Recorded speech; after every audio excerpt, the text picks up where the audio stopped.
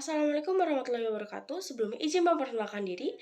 Nama saya Alsa Intan Yulianda dengan NPM 314121004. Di sini saya dari tingkat 1A, prodi S1 Kebidanan dan profesi bidan. Di sini saya akan mewawancara seorang bidan dan saya akan menanyakan seperti apa alasan ibu menjadi seorang bidan, suka duka menjadi seorang bidan, dan bahkan saya juga menanyakan hal yang ingin saya perdalam materinya seperti menstruasi pada remaja. Mengapa saya mengambil judul menstruasi pada remaja? Karena ini sangat berhubungan dengan saya gitu ya. Saya juga kan masih remaja. Jadi saya ingin lebih tahu lebih dalam lagi bagaimana menstruasi pada remaja, seperti menghitung siklus menstruasi itu seperti apa. Oke, saksikan saja videonya berikut ini. Assalamualaikum Ibu. Waalaikumsalam. Selamat siang Ibu, mohon maaf saya telah mengganggu aktivitas Ibu. Sebelumnya izinkan saya memperkenalkan diri terlebih dahulu. Saya Alsa Intan Yulianda, mahasiswa dari S1 Kebidanan Universitas Dana Ahmad Yani tingkat 1. Sebelumnya tujuan saya datang ke sini yaitu untuk pemenuhan tugas dari mata kuliah KEPK di Unjani. Saya juga ingin sedikit mengobrol dengan Ibu seputar profesi yang sedang Ibu jalani sekarang. Apakah Ibu berkenan? Ya, silakan. Terima kasih banyak Ibu. Pertama, saya ingin meminta Ibu untuk memperkenalkan diri terlebih dahulu. Perkenalkan, nama Ibu Bidan Neneng, kerja di Puskesmas. Saya jadi bidan udah 30 tahun. Dan apakah dulu Ibu pernah bekerja di PMB? Saya kalau di PMB nggak pernah, karena saya langsung PNS, langsung buka praktik sendiri dan kerja di puskesmas yang ada tempat bersalinnya. Jadi tidak pernah magang-magang di PMB yang lain gitu. Baik, untuk pekerjaan atau profesi sebagai bidan itu apa saja ya Bu?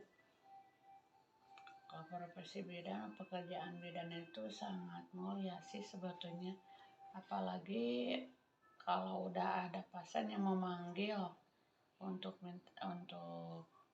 lahir di rumah, tadi panggil tengah malam, rumahnya yang jauh ada di gunung, kita berjalan sampai ke tujuan itu sangat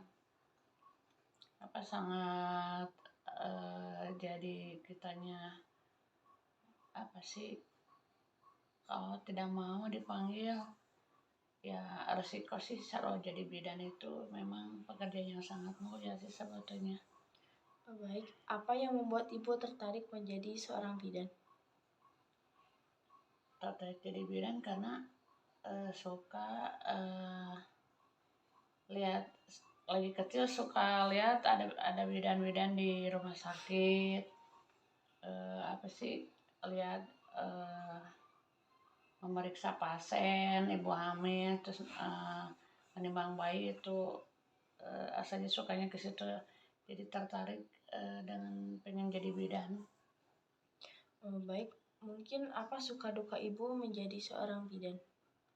Itu suka duka ibu sebagai bidan mah itu kalau ada pasien yang memanggil, ada yang mau lahiran manggil tengah malam, rumahnya di bukit, karena ibu kebetulan kan di sini ibu di kampung, jadi kalau ada yang manggil tuh ya mau tidak mau harus mau, karena kalau tidak mau takutnya ada yang terjadi apa-apa kan ke pasiennya. Itu aja sih suka duka jadi bidan tuh. Apakah Ibu pernah berhadapan dengan klien yang bikin emosi gitu? Dan untuk cara menanganinya bagaimana? Sering sih itu pasien yang bikin emosi bidan tuh, tapi kita kembalikan ke diri sendiri aja. Kalau ada pasien yang bikin emosi, kita jangan dilayani pasien dengan emosi lagi. Kalau dilayani dengan emosi lagi, nantinya tidak tidak akan ada hasilnya. Jadi kita konseling harus betul-betul kalau pasien mengundang emosi, Baik. mengendalikan diri. Baik, selanjutnya apakah menjadi bidan itu seru, Bu? Dan apa yang Ibu harapkan untuk para bidan? Contohnya seperti yang baru lulus bidan-bidan muda yang baru lulus kuliah. Kalau bidan-bidan yang baru lulus kuliah diharapkan sebelum diharapkan untuk bekerja dahulu di rumah sakit, karena kalau niatnya ingin buka praktek itu pengalaman harus betul-betul mahir. Dan karena jadi bidan itu sangat dibilang gampangnya enggak, karena menghadapi pasien yang resiko tinggi, yang enggak. Jadi ya itu, kalau sekarang beda-beda yang baru lulus jangan diharapkan untuk bekerja dulu aja. Kalau jangan diharapkan untuk ingin buka praktek, karena ya resikonya sangat ini sih. Kalau langsung kerja mah kita menghadapi pasien akan ini. Jadi ya, harapan mah gitu aja sih. Lulusan-lulusan bidan yang sekarang diharapkan untuk bekerja dengan baik, dengan tulus. Baik, untuk selanjutnya kalau misalnya ada klien yang ngeyel gitu, seperti pasien, cara menangani atau merayu klien tersebut bagaimana? Kalau yang ngeyel mah kita ya harus ngerti harus kita bujuk dengan biar pasiennya mengerti. Kita jangan emosi, ya itu harus sabar aja. Kan biasanya para bidan itu full senyum, ramah gitu, sabar kan ya Bu. Nah, pernah nggak Ibu merasa lelah harus maksain ramah gitu, atau lagi di posisi gak baik-baik aja tapi harus tetap oke gitu, dan cara menghandle-nya itu bagaimana?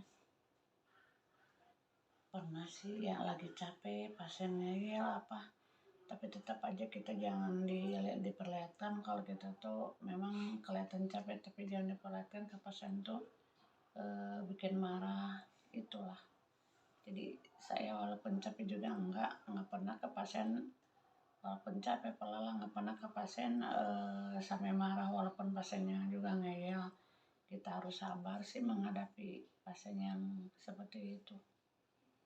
Baik Ibu, ternyata seru juga ya Bu ya menjadi seorang bidan. Bidan itu profesi yang sangat mulia, di mana kita harus menyelamatkan ibu dan bayi, menyelamatkan untuk nyawa. angka ibu. Dan proses menjadi bidan juga tidak mudah ya Bu. Iya betul, kalau jadi bidan itu tidak mudah, karena kita tidak mudah tuh karena menghadapi orang yang kalau yang bersalin tuh yang bersiko sih, niatnya untuk menurunkan angka kematian ibu dan anak. Jadi harus betul-betul kita betul-betul melayani pasien yang bersalin itu sesuai dengan SOP. Baik Ibu, langsung saja ke intinya. Jadi saya datang ke sini ingin mengetahui materi yang berhubungan dengan kebidanan. Kebetulan di sini saya akan menanyakan mengenai menstruasi, karena saya ingin lebih tahu lebih dalam gitu ya Bu ya, mengenai menstruasi pada remaja. Baik, mungkin yang saya tanyakan untuk menstruasi yang normal itu berapa hari ya Bu ya? Kalau yang normal biasanya 7 hari sampai 14 hari itu normalnya, tapi kebanyakan kalau haid itu sampai 7 hari. Kalau misalnya lebih dari 7 hari? 7 hari. Apakah berpenyakit atau misalnya? Enggak, kan biasanya kalau main 7 hari ada yang sampai 14 hari, 14 berhenti.